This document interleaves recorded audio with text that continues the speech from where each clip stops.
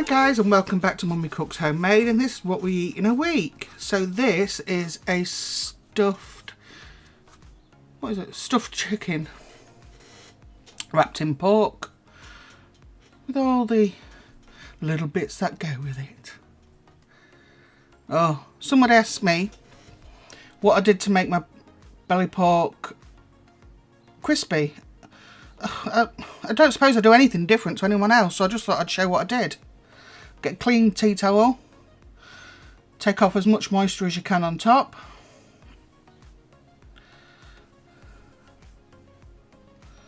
Use a really sharp knife and score it.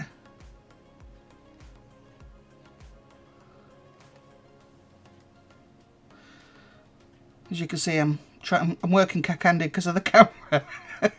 Ooh, nearly had a finger gone. So there you are, look. Just score it like that. Yes, I am washing my hands. As you can see, my hands are dripping because they're wet. And I put plenty of salt on the crackling on top. Bit of pepper too. Guys, that is it. That is all I do to my belly pork, really.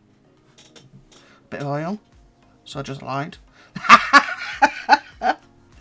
No, but I mean, it's not anything a master chef would do. It's just regular stuff, and that's how it turns out. So really, I mean, the main thing really was to pat it dry and score it. I only put it in at gas 5 and it crisps itself up, and that was gorge. Absolutely gorge. Oh, look at that. Oh, it's only 8:30 in the morning. I could eat that again. Just parboiled some baby potatoes and then roasted them after I crushed them a bit. And that was so nice. So this is homemade chicken karaage, which is Japanese, thigh burgers with sriracha mayo. Chips and side salad. So again, somebody's asked me to show them how I debone my thighs.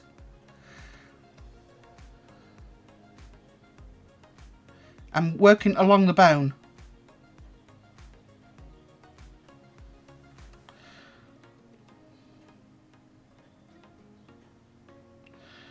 Just press it. Now I'm going to take the skin off.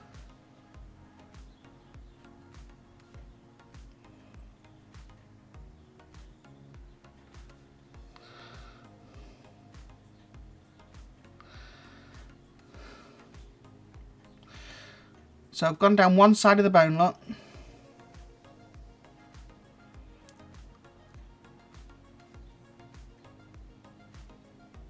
Can't see. And I'm putting my knife now down the other side of the bone. And all I'm going to do is stick my thumb underneath now. You can literally put your fingers underneath that bone. And trust me, so long as you're not cutting all the way through, you've got a full intact piece. Hold it. That's all you've got to do.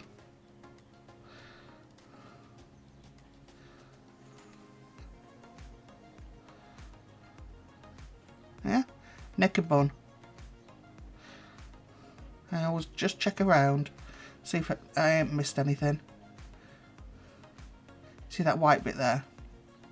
Sinew. Get rid of that. Done. There's your thigh. This was to make the Japanese karaage chicken. So it's just their version of fried chicken without all the heavy batter.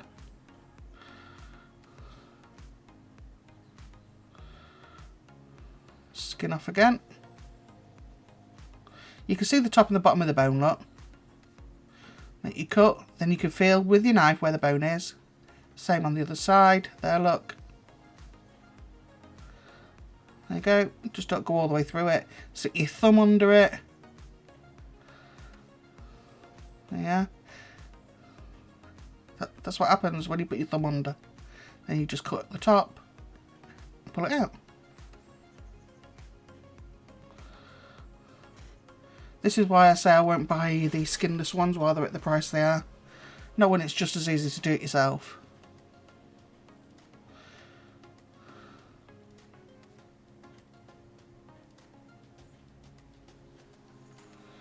So hopefully that's helped the ones that asked.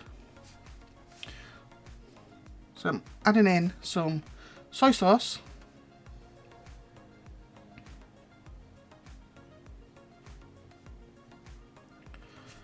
Shaoxiang cooking wine.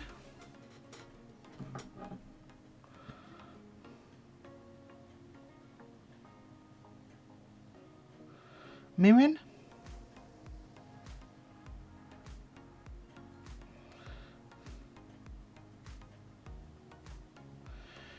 It should have been fresh ginger, but I didn't have that. So I used a bit of powdered. Get all a good mix and I let that marinade. Anything from half an hour onwards is fine. So they don't make a huge wet batter like we do.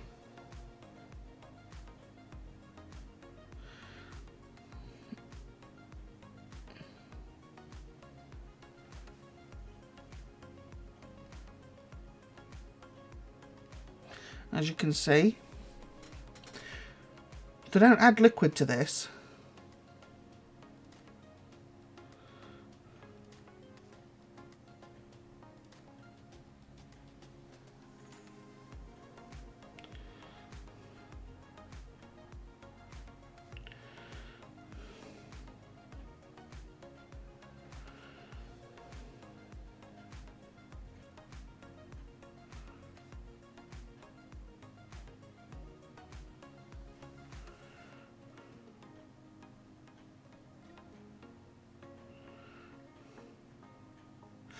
So what you've not seen me do, which is my fault, is I added a heaped tablespoon of plain flour as well and just mixed that in.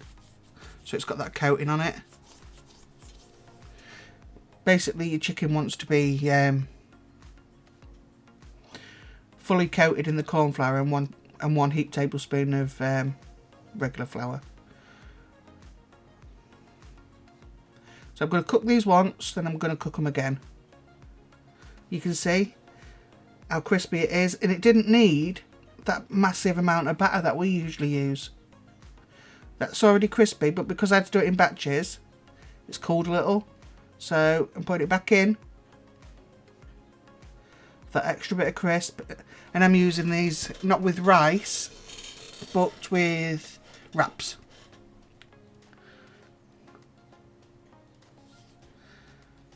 So yeah, it gets nice and crispy without all that need for the batter that we use. So I'll be doing it this way from now on.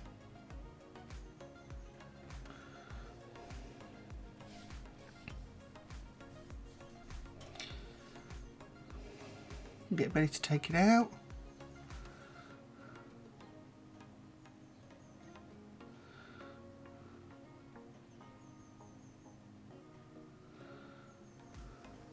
And when you're frying things that have got a coating on, especially the first fry, if you're doing it in two fries, don't move it. Don't move it, otherwise the coating's going to stick to the bottom and you'll lose the coating. Wait until it's the coating's cooked before you move it.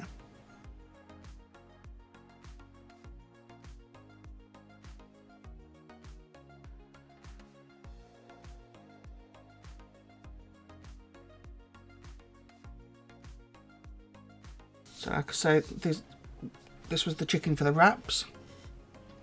Look at that. And that was just the cheap chicken thighs with a bone-in skin on. That I just did myself. It took me 5-10 minutes. You really do have to have a sharp knife. I always leave Steve to make his own. So the dog's hovering. Because he likes different sauces and stuff in his.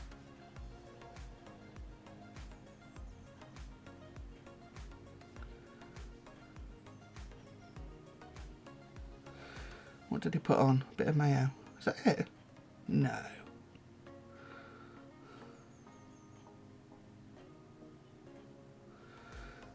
Yeah, and that was the wraps that we had. Japanese chicken. And it was the same thing for the thigh burgers. Exactly the same method. And there they are. Oh, I could eat them again. That's not two thighs, by the way. That's a thigh cut in half, put on top of each other. That was breakfast. For dinner, or tea in our case up north, I had to find something easy for Sunday. Still having problems staying on my leg, so it had to be something that was going to be self-cooking. Takes care of itself, just needs me to give it a quick stir, and that's it. So that was chicken stew and dumplings. I don't cook my chicken in the slow cooker, I roast it. And that's because I'm greedy and I like the chicken skin. Basically.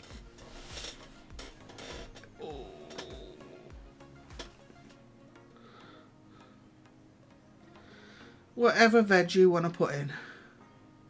I try and keep the carrots a bit bigger, therefore they don't turn to mush.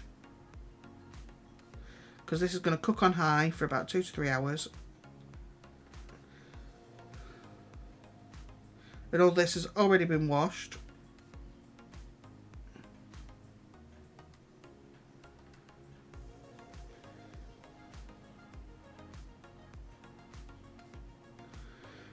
So 2 to 3 hours on high and then turn it down to low.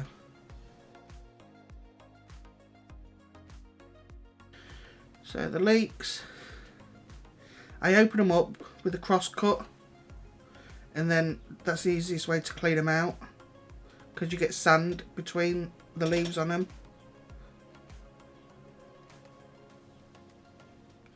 Cross cut like I'm doing there.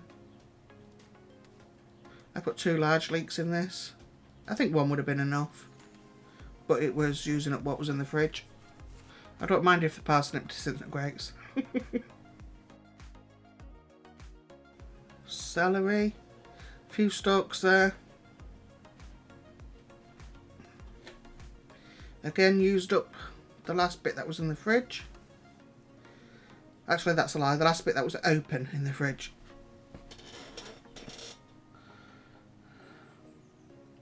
All this will fill up this 6-litre slow cooker, and then by the time it's cooked it'll be just under half full because vegetables have so much water in them.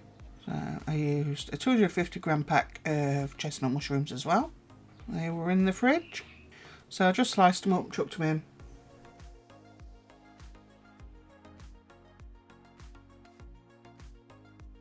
Again, mushrooms have a lot of water as well. Onion. Chop it any way you like. You don't like onion, don't put it in. Anything I put in you don't like, don't put it in.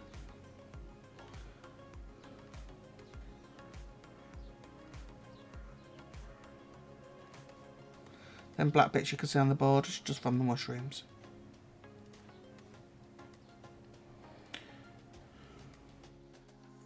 So these are small waxy little potatoes I'm using because I wanted to get it all done so I didn't have to go back and peel taters and stuff like that. I chucked it all in at the same time and let it go. And these waxy potatoes with the skin keep the look, I can just get the lid on, keep the potato intact. So I'm not making my own pudding either. Steve got these from Herons in the XL range, and they're just pastries. And they seem to enjoy these, so that's good for me.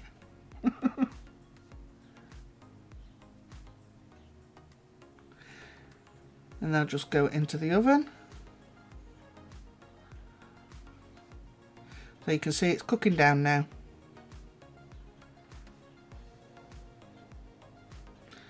It's gone from just getting the lid on to nearly halfway. Still got quite a ways to cook down yet.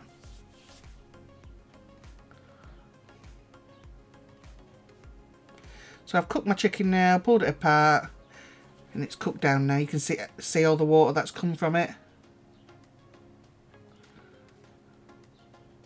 Potatoes are holding the shape. Chicken goes in. Minus one leg. Caitlin doesn't eat stew, so she had something different with a chicken leg. Now I'm going to put in more liquid because I want some gravy.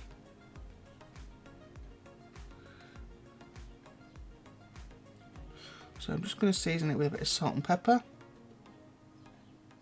So I'm going to put as much Worcester sauce as I like. You do the same. Some celery salt.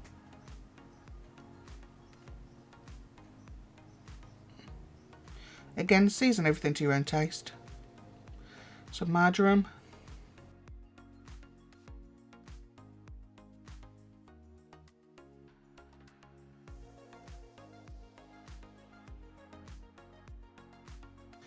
I did add a chicken stock cube to this earlier as well. Now I always add in some granules because it gives it that extra oomph in flavour. Always, that's why I buy them.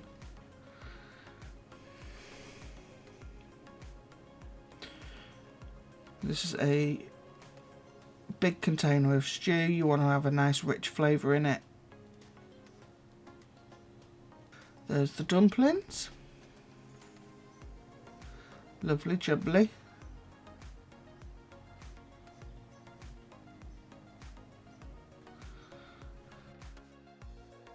And there it is.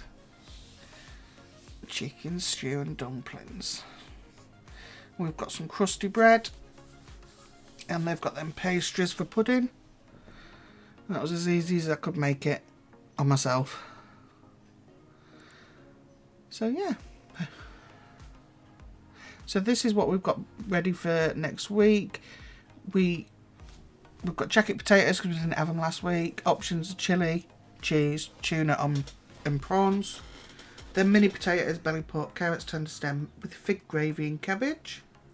So the two that are starred, they've got their choir shows, so they might be switched around.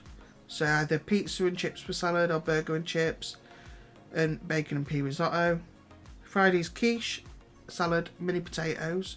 And we've still got some sliced turkey in the freezer from Christmas. So that one's using up. Saturday, sausage ragu, garlic bread or crusty bread. And Sunday, a roast. So yes, thank you so much for watching. Don't forget to like, comment and subscribe and speak to me down in the comments. Bye.